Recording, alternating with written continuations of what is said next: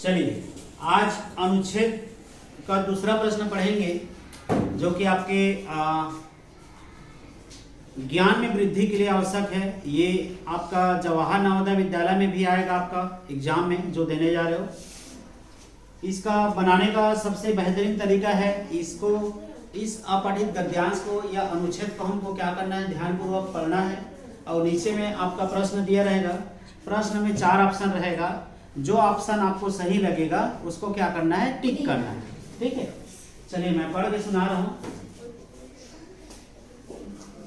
रामधारी सी दिनकर का जन्म बिहार के मुंगेर जिले के सिमरिया गांव में 30 सितंबर 1908 को हुआ। वे वर्ष 1952 में राज्यसभा के सदस्य मनोनीत किए गए। भारत सरकार ने इन्हें पद्म भूषण अलंकरण से भी अलंकृत किया। दिनकर जी को संस्कृति के 4 अध्याय पुस्तक पर साहित्य अकादमी पुरस्कार मिला। हाँ, संस्कृति के 4 अध्याय पुस्तक पर ना ध्यान रखना। अपनी काव्य कृति उर्वशी के लिए इन्हें ज्ञानपीठ पुरस्कार से सम्मानित किया गया। दिनकर जी का प्रमुख कृतियां हैं ओंकार, कुरुक्षेत्र, रश्मि रथी, परशुराम की प्रतीक्षा, उर्वशी और संस्कृति के 4 अध्याय। ये तो हुआ हमारा अनुच्छेद जिसको हम ध्यानपूर्वक पढ़ लिए हैं। अब प्रश्न को थोड़ा ध्यान से देखते हैं। रामधारी सिंह दिनकर का जन्म कब हुआ था, है ना? हाँ, आप लोगों को पता है, पढ़ लिए हो। किस काव्य कृति के लिए दिनकर जी को ज्ञानपीठ पुरस्कार मिला? इनमें से दिनकर का काव्य कृति है। इनमें से कौन कौन दिनकर जी का काव्य कृति है, उनको हमको लिखना है। दिनकर जी राज्यसभा के सदस्य मनोनीत कब हुए, है ना? चलिए देखते हैं। पहला क्वेश्चन है, रामधारी सिंह दिनकर का जन्म कब हुआ?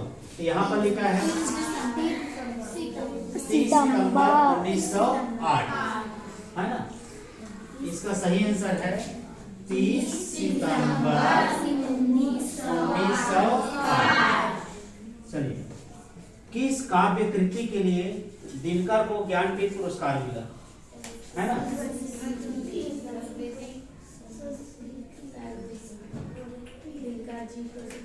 हाँ, दिनकर जी को संस्कृति के 4 अध्याय पुस्तक पर साहित्य अकादमी पुरस्कार मिला था।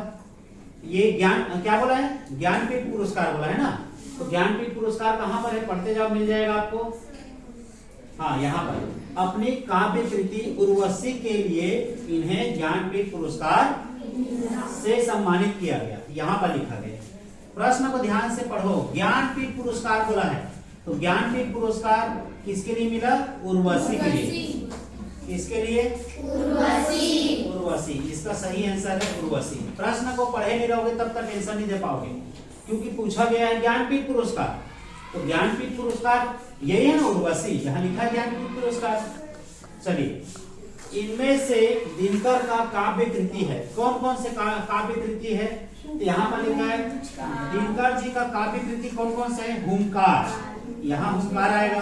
कुरुक्षेत्र, रश्मि रथी, परशुराम की प्रतीक्षा, उर्वशी, है ना?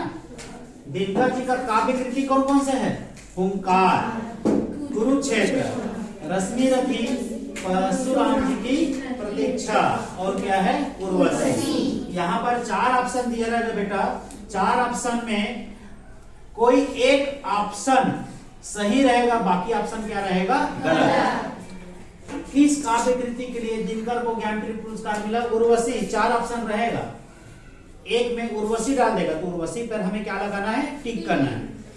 अब दिनकर जी राज्यसभा के सदस्य के रूप में मनोनीत कब हुए? मनोनीत कब हुआ? 1952। लिखा देखो, वर्ष 1952 में राज्यसभा के सदस्य के रूप में क्या हुआ? मनोनीत हुआ। इसका सही आंसर क्या है? 1952।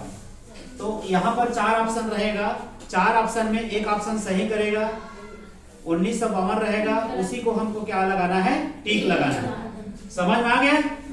सबसे पहले अनुच्छेद को क्या करना है? ध्यान पूर्वक पढ़ना है, उसके बाद प्रश्नों को पढ़ना है, फिर उसके बाद प्रश्न पढ़कर क्या करना है? उत्तर का प्रश्न का क्या करना है? जवाब देना है। समझ में आ रहा है ना? ठीक।